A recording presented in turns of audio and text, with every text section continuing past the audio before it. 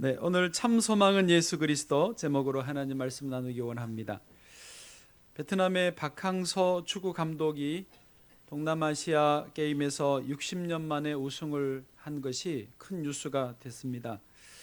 60년 된 대회인데 60년 전에 첫 대회에서 월남이 우승한 것 빼고 통일된 이후로는 베트남으로서는 이번이 첫 번째 우승이었습니다.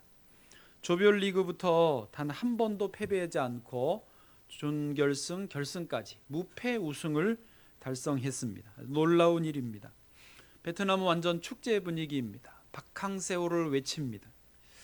또 작년에는요 스즈키컵도 우승을 했습니다. 현재 카타르 월드컵 예선이 진행되고 있는데 벌써 3승 2무, 아직 패배가 없는 베트남 팀입니다. 이 박항서 감독 때문에 얻게 되는 경제 효과에 대해서 베트남에 있는 한인 회장에게 질문을 했더니 하노이 한인 회장이 이렇게 대답을 했습니다. 딱 객관적인 통계는 없지만 대략적으로 100조, 최소 100조에서 500조까지 효과가 있을 것 같다라고 말을 했습니다.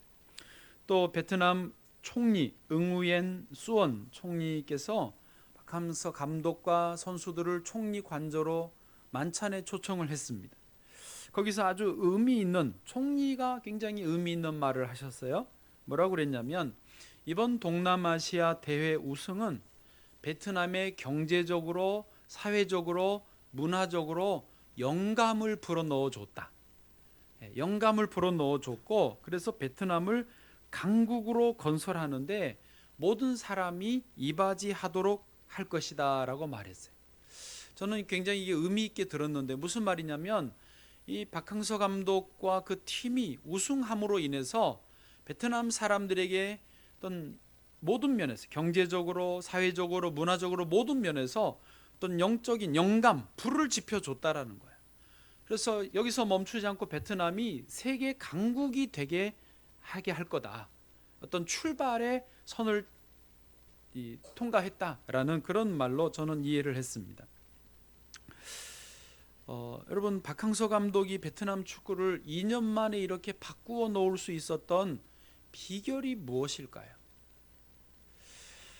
아실지 모르겠지만 박항서 감독은 아주 신실한 크리스찬입니다. 박항서 감독은요 수시로, 그래서 경기가 시작되기 전에도 기도하고, 경기 중에도 기도하고, 경기가 끝난 뒤에도 겸손하게 하옵소서, 초심을 잃지 말게 하옵소서 기도하는 분입니다. 사진 한번 보여주실까요? 제일 괜찮은 사진인데요, 중간중간에 벤치에 앉아서 기도하니까 처음에는 잘 몰라서 감독이 좋으냐, 졸고 있냐라고 오해를 받았을 정도였습니다. 그러나 이제는 그렇지는 않죠. 박항서 감독의 부인도 교회 권사님이십니다. 그래서 늘 기도하지만 경기가 있는 날이면 이제 중보기도 팀이 꾸려져 있어서 2시간 전부터는 꼭 그 경기를 위해서 기도를 한다는 거예요. 그러니 하나님이 은혜를 주시는 것 같습니다. 또한 박항서 감독이 파파 리더십으로 유명합니다. 아버지 같은 리더십이에요. 선수들을 다 앉혀놓고 발을 씻겨줬습니다. 그게 뭐예요? 성경에서 예수님이 제자들 발 씻겨주는 세족식을 한 거예요. 선수들은 어쩔 줄 몰라 했지만 겸손의 마음으로, 사랑의 마음으로 내가 섬기겠다, 발을 씻겨줬습니다.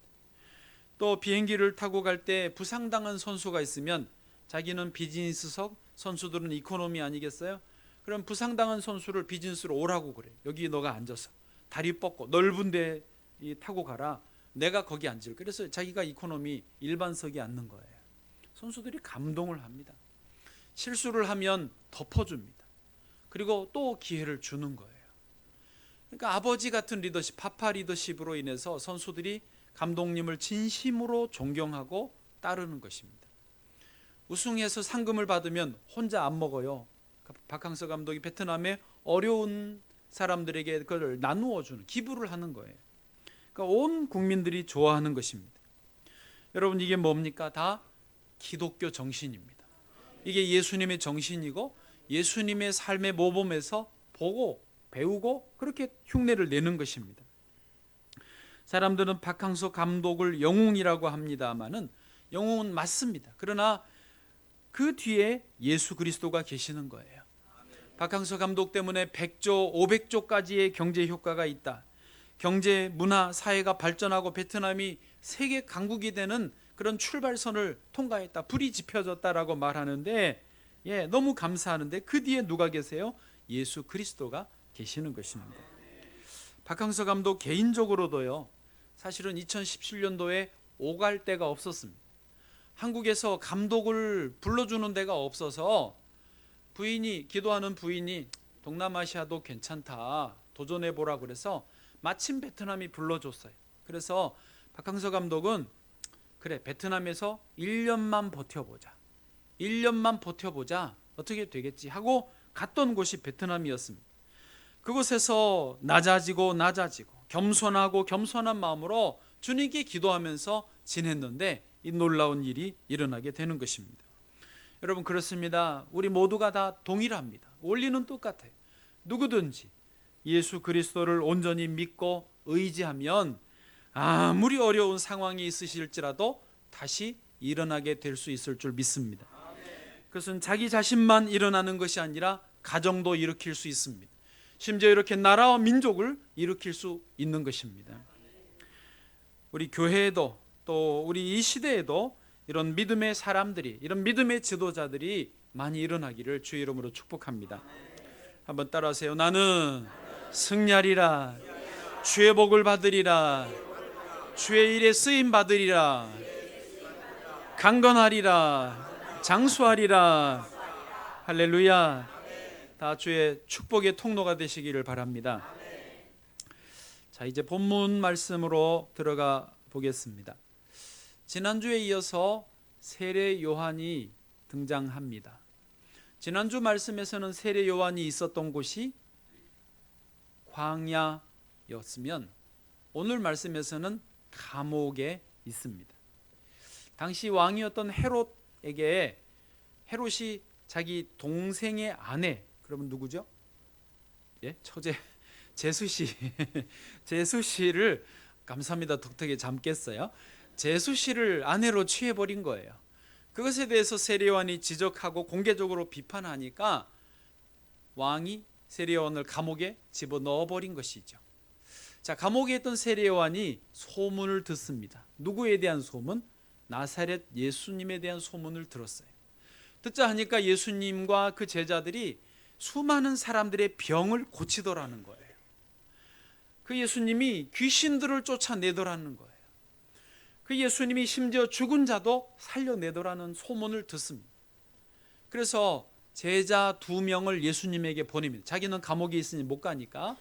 그리고 질문을 하게 합니다. 오늘 본문의 3절에서 그렇게 질문하죠. 오실 그이가 당신이오니까 우리가 다른 일을 기다리오리이까. 다른 말로 말하면 구약 성경에 약속된 메시아가, 오시기로 하나님이 약속해 주신 그 메시아가 나사렛 예수님 당신이십니까? 아니면 다른 분입니까? 이 질문을 하는 거예요. 그것에 대해서 예수님이 요한의 제자들에게 대답을 주시죠.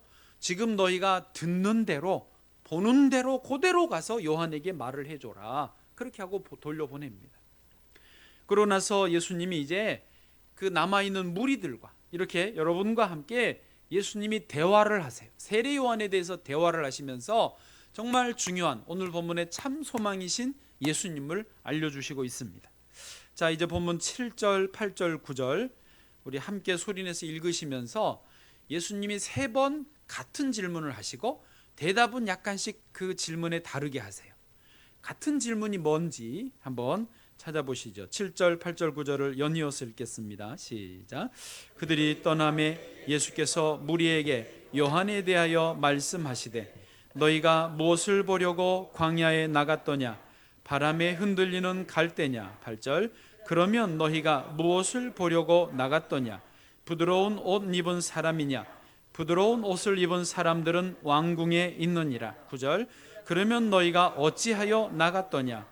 선지자를 보기 위함이었더냐? 옳다. 내가 너희에게 이르노니 선지자보다 더 나은 자니라. 아멘. 자, 같은 질문 3번 반복된 거 찾으셨어요? 예. 너희가 무엇을 보려고 어디에? 광야에 나갔더냐입니다. 또 8절에도 그러면 너희가 무엇을 보려고 나갔더냐. 여기는 광야를 생략하셨죠? 9절에도 그러면 너희가 어찌하여 나갔더냐. 이 질문이십니다. 같은 질문이에요. 광야로 나가는 일이요.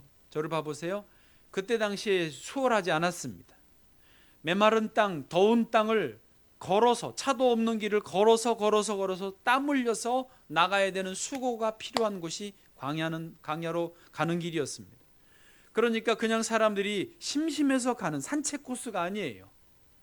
그냥 분명한 뭔가 목적이 있어서, 얻을 것이 있어야, 먹을 떡이 있어야 수고해서 가는 곳이 광야입니다.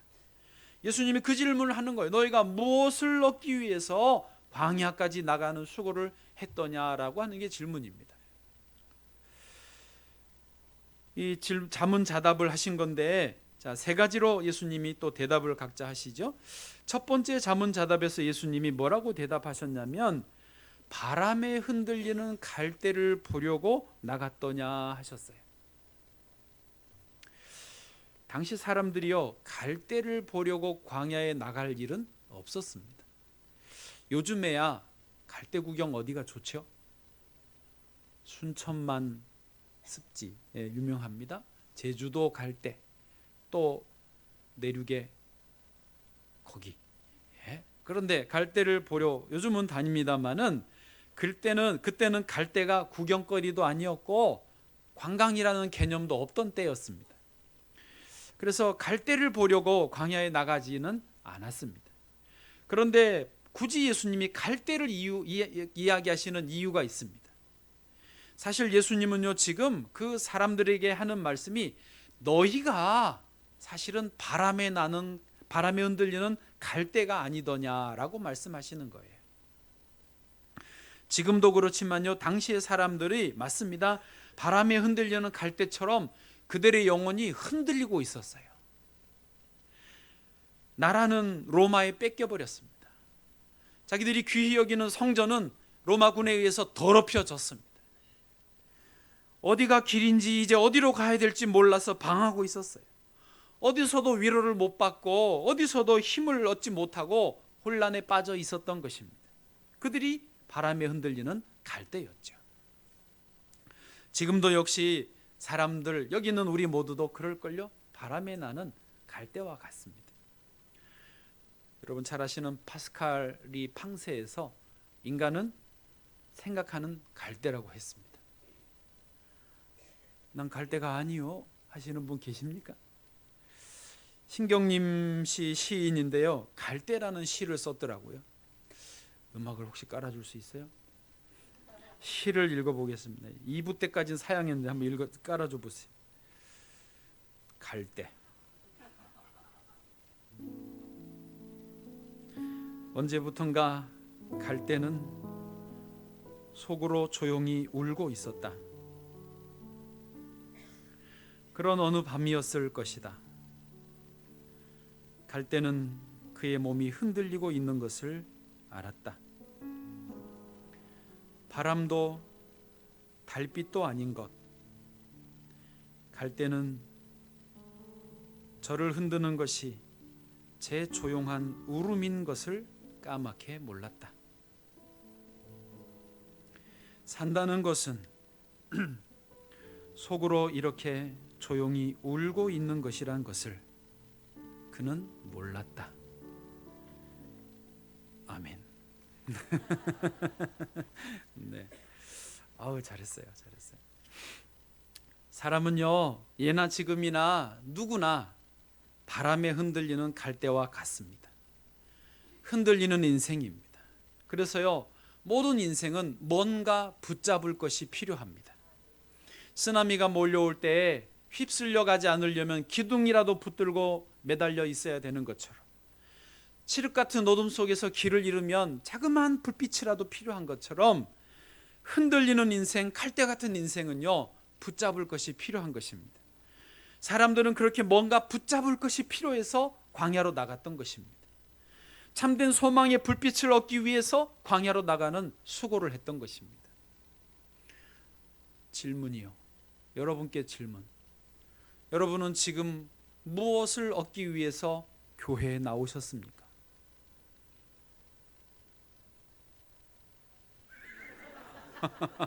타이밍 기가 막힙니다. 바람에 흔들리는 갈대 같은 내 영혼에 평안을 얻기 위해 오신 것 아닐까요? 내 인생을 붙잡아 줄 수 있는 참 소망을 얻기 위해 오신 것 아닐까요? 그런 분이 있습니다. 내가 곧 길이요 진리요 생명이라고 스스로를 소개하셨던 예수님이 바로 그분이십니다. 맞습니다. 교회는요, 왜 나오신지 아세요? 예수님 만나러 오시는 것입니다. 목사 얼굴 보러 오신 거 아닙니다. 옆에 친구 교인 누구 만나러 오신 것, 그것도 재미는 있지만 근본 목적은요, 참 소망이신 예수 그리스도를 만나러 오신 것입니다. 이렇게 주일 예배를 드리고 예수님을 다시 가까이 모시고 나면, 예수님을 진하게 만나고 나면요, 제가 보장합니다. 여러분의 심령은요, 꽉 찬 것 같이 되실 것입니다. 기쁨이 가득하고요, 평안이 가득하고요, 소망 가운데 다시 힘을 얻어서 가정으로 일터로 나아가게 되는 것입니다. 또 어떤 분들은 이것을 아침마다 하세요. 아침마다 일어나서 새벽 예배를 드리든지 혹은 말씀을 읽든지 기도하시면서 예수 그리스도를 만나시는 거예요. 저도 해봐서 아는데요, 날마다 해봐서 아는데요, 아침마다 말씀 읽고 묵상하고 기도하면은요, 여기가 꽉 차요. 바람에 흔들리는 갈대, 그게 뭔지 몰라요. 너무너무 좋아요. 반석이신 주님을 만나고 나니까 하루가 이미 출발할 때 승리한 거예요. 이미 출발할 때 기분이 좋은 거예요. 감사한 거예요. 은혜가 있는 거예요. 할렐루야. 그런 날마다의 일생이 되시기를 축복합니다. 두 번째, 예수님이 자문자답하시면서 부드러운 옷 입은 사람을 보려고 나갔더냐라고 물으셨어요. 8절 다시 이렇게 보시면 돼 있죠. 그러면 너희가 무엇을 보려고 나갔더냐? 부드러운 옷 입은 사람이냐? 부드러운 옷을 입은 사람들은 어디에 있느니라? 왕궁에 있느니라 하셨습니다. 맞습니다. 부드러운 옷 입은 사람들은 광야에 없어요. 왕궁에 있어요. 왕궁에서 화려한 부드러운 옷을 입은 사람들은요, 사치스럽게 지내고요, 아주 고급 음식을 먹고 삽니다. 그들은 미안하지만 민초들의 고통을 이해하지 못합니다. 그들은 자기 배를 위해 오히려 백성들을 억압하고 착취하기까지도 합니다. 그들에게서 백성들이 소망을 얻을 수는 없습니다. 예수님 당시도 헤롯 왕은요, 세례 요한을 옥에 가두었잖아요. 나중에요, 헤로디아, 그 제수씨, 아내가 된 제수씨의 요구로 세례 요한의 목을 베기까지 한 사람이 부드러운 옷 입은 헤롯 왕이었습니다. 왕궁에 있는 사람들은요, 백성들의 형편이 어떤지 관심이 없어요. 백성들이 굶고 있는지, 춥게 지내는지, 억울한 일을 당해서 슬퍼 울고 있는지, 그런 거에 대해 관심이 없어요. 왕궁의 사람들이 백성들에게 관심이 있었던 것은 당시에 딱 하나뿐이었어요. 백성들이 밀란을 일으키지는 않을까, 그것만 신경 썼습니다. 마태복음 26장 5절 말씀이 그거예요. 말하기를 밀란이 날까 하노니 명절에는 하지 말자 하더라. 이렇게 왕궁에 부드러운 옷 입은 사람들은요, 백성들의 소망을 오히려 빼앗아간 사람들이지 전혀 도움되지 않습니다. 그러나 광야에서 부드러운 옷을 입지는 않았지만 좀 거칠한 옷을 입었던 세례 요한이 있었어요. 낙타 털옷을 입었죠. 여러분, 낙타 가죽 그 얼마나 거친 줄 아시겠어요? 음식도 메뚜기나 석청을 먹었어요. 석청은요, 선인장 꿀이거든요. 그런 거친 옷을 입고 거친 음식을 먹었던 세례 요한이 광야에 있었지만, 세례 요한은요, 주님의 오실 길을 예비하는 사람이었습니다. 백성들에게 참 소망이신 예수님을 소개해 주는 사람이었습니다. 저는 요즘에는 그런 일이 별로 없는데, 예전에 또 시골에서도 그런 일이 있었고, 이렇게 그 식당인데 아주 초라한 건물의 식당 같은 데 있잖아요. 여러분, 그런 데 아시면 좀 알려줘 보세요. 그런데 거기서 음식을 먹으면 너무 맛있는 거야. 이게 맛있는 게 보통이 아니라 내가 은혜를 받아. 예, 그걸 먹으면서 감동이 나요. 막 여기서 울컥하는 그런 감동이 오는 식당 음식이 있어요. 있으면 좀 알려주세요. 저한테 가게. 얼마나 어려서 뇌는 음식 맛을 기억하거든요. 혀가 기억해요. 그거보다 더 맛있는 정도로 감동을 받는 그 할머니나 어머니들이 오래오래 이걸 음식을 담가 놓고 준비해 가지고 그 깊은 맛이 느껴지는 음식이 있어요. 별로 공감을 안 하시네요. 그런 맛이 있어요. 너무너무 초라한 식당인데 그래요.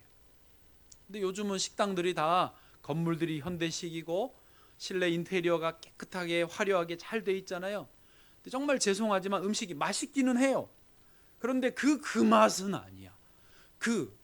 정관사 그 맛은 아니야. 그냥 다 그 맛이. 백종원 씨가 다 평준화를 시켜놔가지고 장사 잘 되게 다 해놔가지고 맛있기는 해요. 먹을만은 한데 감동을 주는, 내 영혼을 소송케 하는 그 맛은 아니에요. 심지어요, 뷔페도 저는 좋아해요. 잘 먹어요. 그런데 느끼는 게 뭐냐면 뷔페에 가서 이것저것 음식이 다양하지만 먹어보면 다 음식 맛이 비슷해. 그거 못 느꼈어요? 이거를 먹어도 비슷하다, 저거를 먹어도 비슷, 종류가 다른데 음식 맛이 비슷하다라고 저는 느껴요. 혹시 정말 감동을 주는 식당을 아시면 꼭 소개해 주시기 바랍니다. 제가 밥을 사드릴게요. 거기서. 제가 무슨 말씀을 드리려고 그러냐면, 여러분, 우리가 참 소망이신 예수 그리스도를 만나는 자리가 있어요. 내 상황이 부드러운 옷을 입으실 형편이고 좋은 음식을 먹을 형편이고 편안한 집에 사실 형편이시면 죄송합니다만 참 소망이신 예수 그리스도를 만나기가 쉽지 않습니다.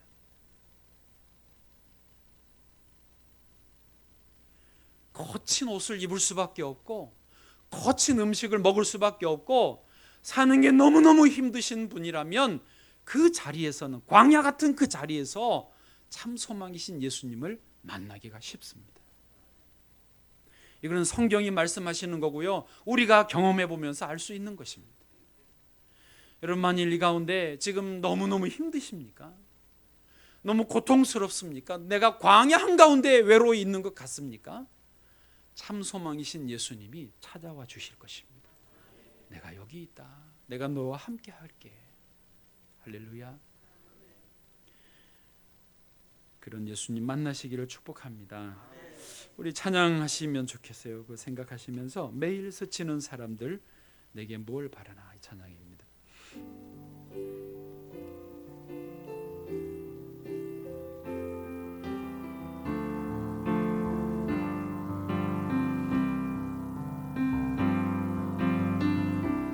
매일 스치는 사람들 내게 무얼 바라나, 공허한 그 눈빛을 무엇으로 채우나,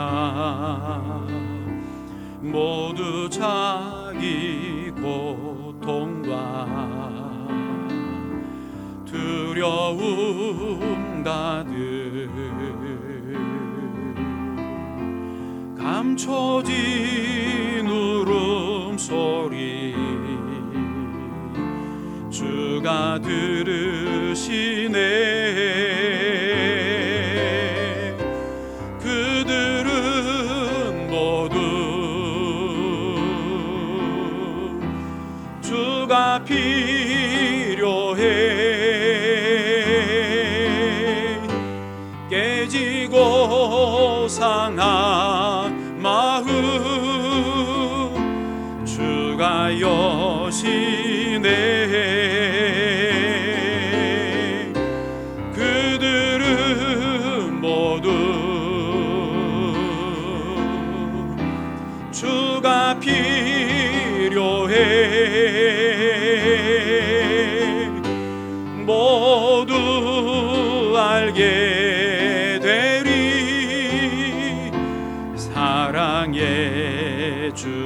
그들은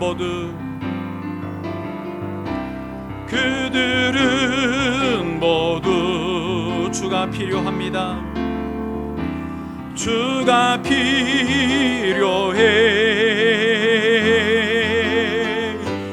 깨지고 상한 마음 주가 여시네. 아멘. 그들은 모두 주가 필요해. 모두 알게 되리 사랑의 주님. 할렐루야. 지금 마음에 답답함이 있으십니까? 문제가 있으십니까? 주님이 필요합니다. 주님이 찾아오시고 함께 하실 줄로 믿습니다. 마지막으로 세 번째 예수님의 자문자답의 내용이 9절에 나옵니다. 9절입니다. 같이 읽으시죠. 시작. 그러면 너희가 어찌하여 나갔더냐? 선지자를 보기 위함이었더냐? 옳다. 내가 너희에게 이르노니 선지자보다 더 나은 자니라. 아멘. 선지자를 보기 위해 나갔더냐? 옳다라고 말씀하셨습니다. 선지자 세례 요한을 보기 위해 나간 게 맞습니다. 선지자라는 말은 문자적으로 앞선, 먼저 선자, 알지 혹은 깨달을지 사람자입니다. 놈자입니다. 그래서 먼저 깨달은 놈 아니고 사람입니다. 그게 문자적인 뜻인데 성경에서는 무슨 뜻이냐면 하나님의 뜻을 또 하나님의 섭리를 먼저 계시로 받아서 깨달아서 사람들에게 전달해 주는 사람, 그런 사람을 선지자라고 말합니다. 사람들은요, 맞습니다. 광야에 나간 이유가 자기들처럼 똑같이 바람에 흔들리는 갈대나 보려고 나간 게 아니고 자기들을 오히려 억압하고 착취까지 하는 그런 부드러운 옷 입은 사람들을 보려고 광야에 나간 게 아니고 어떤 상황에서도 변함없는 참된 진리를 붙들기 위해서 자기들을 이해해주고 공감해주고 도와주고 사랑해주시는 참 소망을 만나기 위해서 광야로 나간 것입니다. 자기들이 너무 힘드니까, 너무 고통스러우니까 도대체 왜 이런 일이 계속될까? 하나님의 뜻은 무엇일까? 하나님의 계획은, 숨겨진 계획은 무엇일까를 알고 싶어서 선지자를 보려고 광야로 나갔던 것입니다. 지금 우리나라 사람들도 참 소망이 필요한 줄로 믿습니다. 제가 이렇게 들어보니까 청약 유목민이라고 요즘에 새로운 민족이 생겼더라고요. 유목민은 왔다 갔다 하는 민족이잖아요. 근데 청약을 위해서 왔다 갔다 하는 거예요. 얼마 전에 공덕동에 무슨 아파트를 청약하는데 4만 7천 명이 다녀가셨대요. 민족이 이동을 하는 거예요. 또 어디서 뭐 한다 그러면 막 가는 거예요. 왜 그렇게 요즘에 청약에 몰려다니느냐 이렇게 신문에 보니까 로또, 복권보다도 청약 당첨, 아파트 당첨이 되는 게 돈이 더 크대요. 로또는 상당히 많이들 하셔가지고 이제 얼마 전에도 1등에 15명이 한꺼번에 돼가지고 받은 돈 액수가 세금 떼고 나니까 몇 억 안 됐대요. 그런데 그렇게 따지고 비교하니까 청약 아파트 되면 로또 그거보다 더 많이 받더라는 거예요. 그래서 청약 유목민, 그래서 많이 이리저리 쫓아다니는 수고를 하신답니다. 또 최근에 대학 입시 제도가 조금 변동이 생기면서 수시 비율을 줄이고 정시 비율을 다시 늘려가겠다라고 발표를 했어요. 이 말이 뭔 말인지 모르시는 분들은 그냥 신경 쓰지 마세요. 자녀가 앞으로 있는 분들이나 최근에 하는 분들은 그 말을 금방 알아들으실 건데, 어쨌든 이게 뭐가 이제 또 신문에 보니까 정시 비율이 늘어난다라고 하니까 사람들이 다시 비싸도 강남으로 학군 좋은 곳으로 이사를 하려고 합니다. 목동으로 이사를 하려고 해요. 정시, 수능 점수가 중요하게 됐기 때문에 그런 학교를 다녀야 된다라는 거죠. 그래서 비싸도 그 값을 치르고 가려고 하는 모양입니다. 맹모 삼천지교, 맹자의 어머니가 아들을 위해서 3번 이사를 했다고 합니다. 처음에 공동묘지 근처에 살았는데 어린아기가 집에 와가지고 놀이하는데 아이고 아이고 하더래. 그래서 안 되겠다 이사를 했는데 시장 근처로 갔어요. 하필 아이가 집에 와서 노는데 떨이요 떨이 하면서 놀더래. 안 되겠다 또 이사를 했더니 다행히 서당 근처여서 하늘천 따지 거무현 누루황 지부집주하고 놀더래요. 그래서 잘 살았다 뭐 이런 이야기입니다. 우리 부모님들이 맹모 삼천지교를 떠올리면서 기꺼이 이사를 감행하려고 하실 수도 있습니다만은 오해하지 말아야 될 게 있습니다. 맹자의 어머니는 자녀의 정말 교육을 위해서, 진짜 참된 의미의 교육을 위해서 이사를 한 거예요. 인간의 됨됨이, 인격, 온전한 건강한 삶을 살게 해주기 위해서 이사를 한 겁니다. 그러나 우리나라에 최근에 이런 이사하려고 하는 이 목적은요, 경쟁에서 이기게 하려고, 성공시키려고, 그러면 아기가 행복할 거라고 생각하면서 그렇게 감행을 하는 것이죠. 비용을 들여서. 그런데 정작 아이들은요, 전혀 행복하지 않습니다. 행복을 위해서 하는데 행복하지 않아요. 제가 지난 주 중에 우리 교회 아이를 길에서 만났어요. 교회 저쪽에 길에서 만났어요. 너무 반가워가지고 어디 갔다 와? 어디 가는 길이야? 물었어요. 그랬더니 어디 학원을 갔다 와 오는 길이고 집에 들렸다가 다시 또 가방 놓고 어디 학원을 갈 거라는 거예요. 뭐라고 막 이야기하는데 뭐 어디 학원인지 저는 못 알아듣겠어요. 하여튼 학원만 들었어요. 그래서 이제 저에게 제가 볼 때 중요한 것은 애들이 재밌어야 되잖아요. 학원을 다녀도. 그래서 질문을 그렇게 했죠. 그래 학원 재미있어? 그랬더니 있어가 끝나기도 전에 아니요! 깜짝 놀랐어요. 얼마나 당황스러워요. 민망해요. 그 재미없는 걸 얘가 이제 다닌다고 생각하니까 안 됐기도 하고 순간 그래서 그 아니요를 제가 좀 못 들은 척 무시하고 제 질문에 그냥 이어서 두 번째 질문을 했어요. 학원 재미있어? 두 번째 질문 아니요는 제가 무시하고 뭐가 제일 재밌어? 라고 질문을 다시 했어요. 그랬더니 다행히 피아노 학원이요 그러더라고요. 다행히 그렇구나. 너 피아노 열심히 쳐라. 너 피아노 잘 치지. 그러고 격려해주고 보냈어요. 여러분 이게요 우리가 정말 조심해야 되고 생각을 다시 해야 될 일입니다. 정말 행복을 위해서 온전한 삶을 위해서라면 우리가 무엇을 아이에게 채워줘야 되는가를 생각해 봐야 되는 것이죠. 다시 말씀을 예로 들여서 죄송합니다마는 박항서 감독처럼 예수 그리스도에 대한 신앙이 그의 마음에 분명히 자리 잡고 있고 성경 말씀으로 인격과 어떤 성품이 훈련되어 있고 그리고 섬기는 리더십으로 준비되어 있다면 당분간 어떨 때 오갈 데 없어도 결국은 온 세계가 그를 높여주는 것입니다. 사실은요 하나님께서 그를 세워주시는 것이죠. 그 자신도 살고 가정도 살고 나라와 민족도 살리는 것이 예수 그리스도를 모시는 사람의 삶이 되어지는 것인 줄로 믿습니다. 저는요 우리나라가 세계에 내놓을 브랜드가 무엇일까 한번 질문 또 드려봅니다. 삼성이 우리가 나라가 낼 브랜드이라고 생각할 수 있습니다. 아니야 LG가 더 나아 할 수 있습니다. 예, 다 좋습니다. 어떤 분은 K-팝, BTS 말할 수도 있습니다. 예, 그것 때문에 상당히 유명해지기는 했습니다만은 여러분 다 표현이 안 돼서 그렇죠. 삼성이고 LG고 죄송합니다. 그 기업들이 전혀 무슨 손해배상을 청구할 생각이 없습니다. K-팝, BTS 다 좋아요. 그러나 그런 돈으로 혹은 어떤 이런 세상 문화로 이렇게 띄울 때는요 반드시 그 뒤에 또 다른 그늘들이 있어요. 어떤 부작용, 후유증이 반드시 따라 있게 마련입니다. 제가 무슨 말씀을 드리려고 하냐면 우리 민족이 세계에 내놓을 수 있는 최고의 브랜드라고 한다면 더 만들어가야 되는 브랜드가 있다면 영적인 브랜드입니다.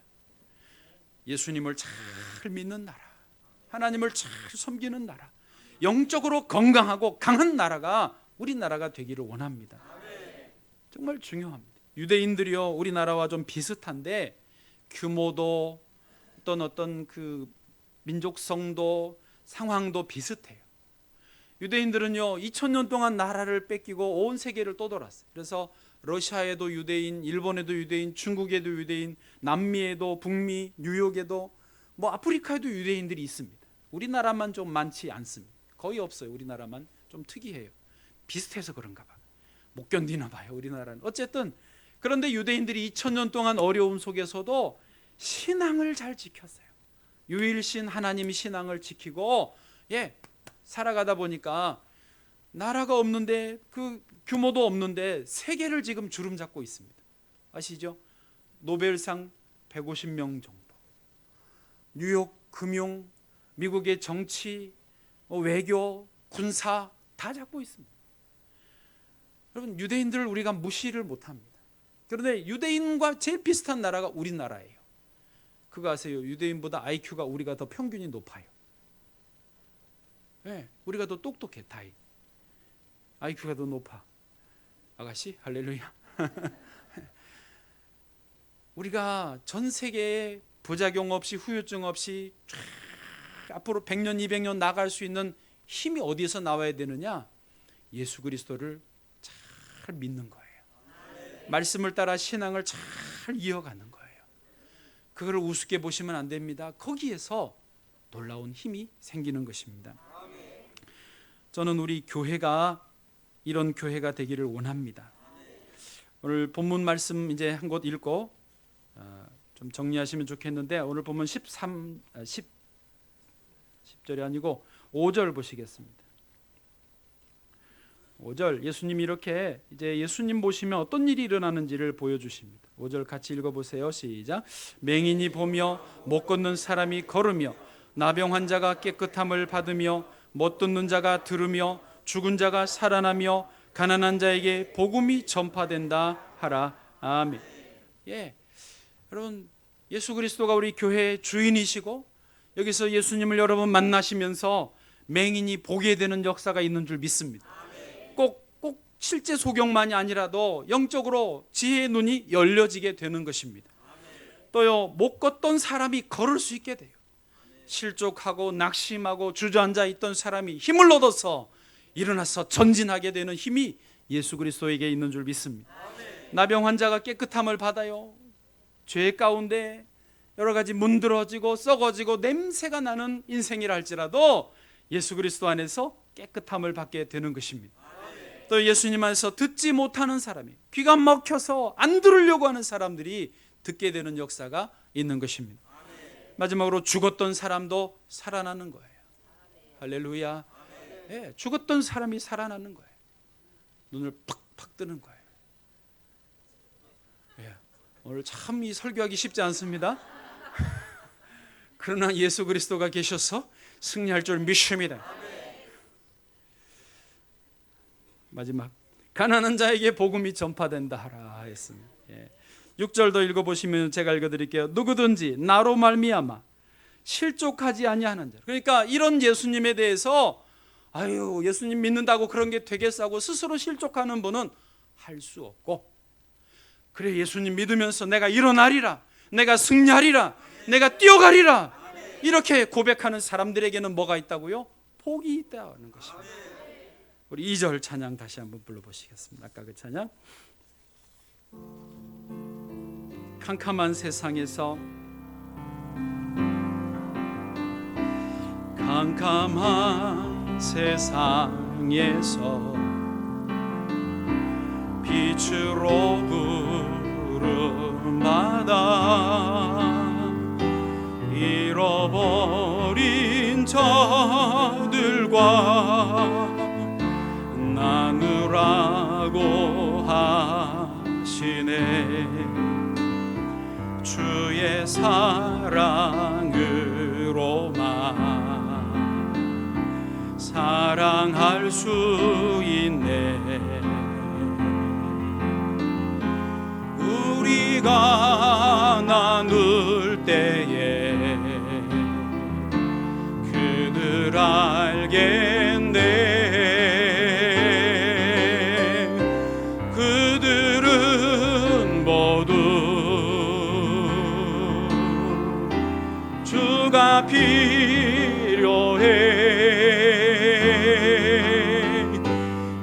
찢어지고 상한 마음 주가 여시네. 아멘.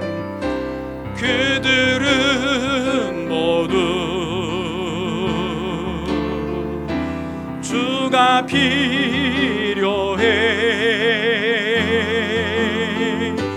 모두 알게 되리 사랑의 주님. 할렐루야, 할렐루야, 할렐루야. 여러분, 예수님 안에서 힘을 내십시오.